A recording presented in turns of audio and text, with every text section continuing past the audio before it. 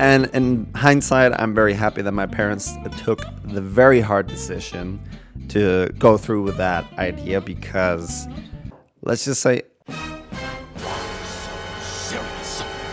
yeah. Sorry for interrupting. I just wanted to.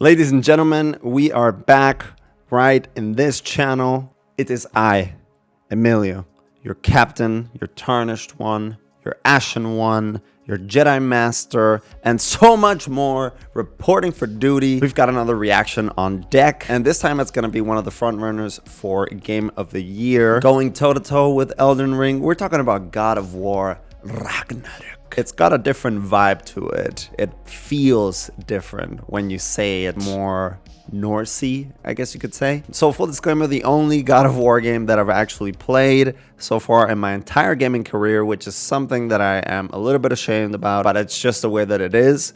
I want to be honest with you guys, and that is the newest one.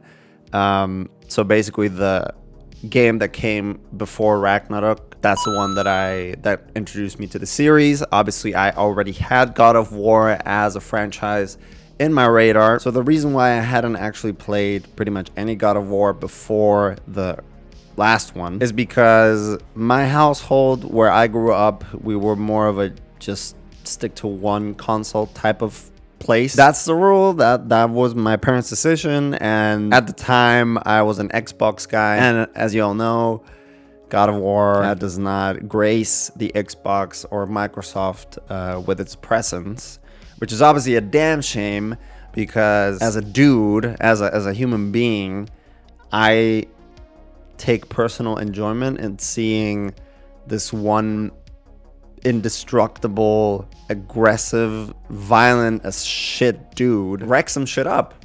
It's the dream, you know? When I got introduced to the series for the first time with the last game, with the sort of reboot, soft reboot that it had, I love the game. It's actually right there. But obviously, as you all know, a new trailer for the upcoming sequel for Ragnarök just hit the internet yesterday, and I'm gonna react to it. I have already seen the original PlayStation Showcase 2021 reveal trailer. Apart from that, and maybe one still of this new trailer that just came out. I mean, granted, that one screenshot, that one still was pretty telling, and it was pretty cool. It was just one still. But apart from that, I haven't seen much from the game. I don't want to take much more of your time. Let's get straight into the reaction. I can't freaking wait. Don't forget to leave a like, comment, and subscribe if you enjoyed this type of content. I try to post regularly on this channel, whether it's reactions, gameplays, all kinds of games, because I just love video games. Without further ado, let's get it. All right. Let's do this.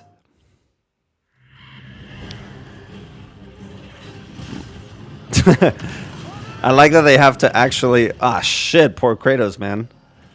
Nah, he's like, okay. That voice is so epic. When fear and doubt are a burden too heavy to bear. Remember this. You are not alone. Rated M for mature. Wow, well, that was a short... I don't know why, but I felt like it was more like 10 seconds instead of 30 seconds. No. Sorry about that. Yeah, that trailer flew by like it was nothing. Not much to say there, except that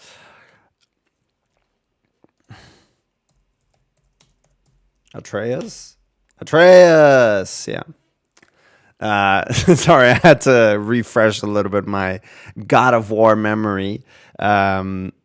Man, Atreus, his voice is really coming along. I don't know if it's is it the same actor, like the same child actor who played the voice of Atreus, like in the first reboot, like a few years ago, and now they just kind of like let him grow up, but that's his actual voice. That would be really cool. Atreus voice actor, Sunny. Okay, Sunny Soldier. Okay. The boy looks like Atreus. Yeah, he actually does. I don't know why, but he gives me some like Ollie Sykes from BMTH vibes, without the tattoos, of course. Yeah,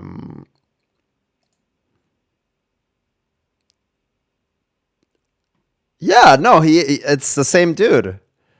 That is awesome.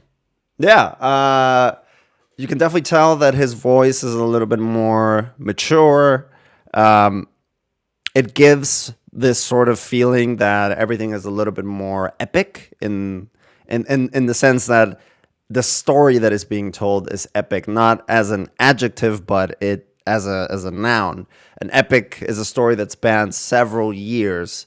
Whether it's one life phase of an individual or even several, it doesn't matter. But it's just a story that spans a long time, and I just love that feeling that we get to sort of grow up with, like essentially we're growing up with Atreus at the same time. All right, let's honestly let's watch it again because I feel like I missed a bajillion things.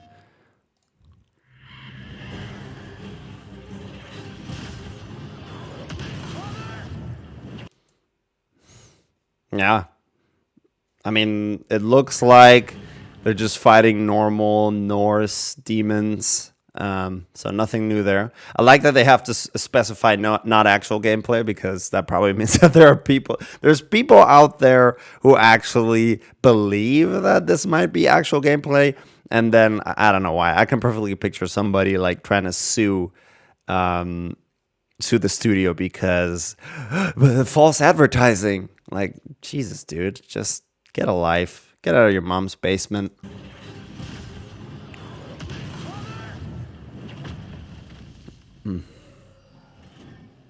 Yeah, some more demons, more Draugr, I guess. I mean, it's the same mythology or similar mythology to Skyrim, to the Elder Scrolls, because it's Norse mythology. In fear and doubt are a burden too heavy to bear. Remember this. You are not alone. That is so crazy. I wanted to rewatch this also to really listen to what Kratos and Atreus are saying. It's crazy because even though I haven't played the original God of War, I haven't played God of War 1, I haven't played God of War 2, I know for a fact that, the character arc that Kratos has gone through, especially over the last game, where we saw him, what kind of place in his life he was, and also with this game, it's crazy. It's a real joy to watch. All right, ladies and gentlemen, that is it for the reaction. I forgot to mention that we're also getting an official release date. It's official 11th of the 9th of 2022.